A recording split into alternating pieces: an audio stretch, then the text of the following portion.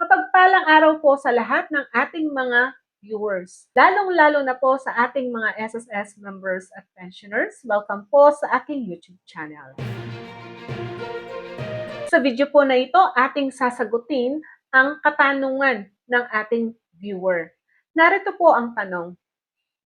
Pwede po ba ma'am maghulog ng SSS bilang self-employed? Nagpe-pension po ako dahil namatay na ang asawa ko. Tuloy-tuloy po ba ang pension ko bilang asawa ng yumao kong asawa? Ang tanong po dito, tuloy-tuloy pa ba ang kanyang pension bilang isang SSS Surviving Spouse Pensioner kung maghuhulog siya sa SSS bilang isang self-employed? Sagot po dito, yes po. Tuloy pa rin ang inyong magiging pensyon bilang isang surviving spouse pensioner sa yumaong ninyong asawa. Kahit po kayo ay maghuhulog sa SSS bilang isang self-employed. Alam niyo po ba, merong mga SSS surviving spouse pensioners, dalawa po ang kanilang nagiging pensyon.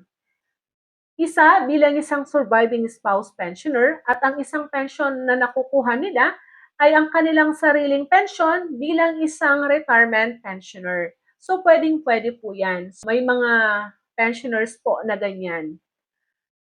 So, wala pong problema kung kayo ay maghuhulog sa SSS, hindi po mahihinto ang inyong pensyon. So, wag po kayong mag-alala.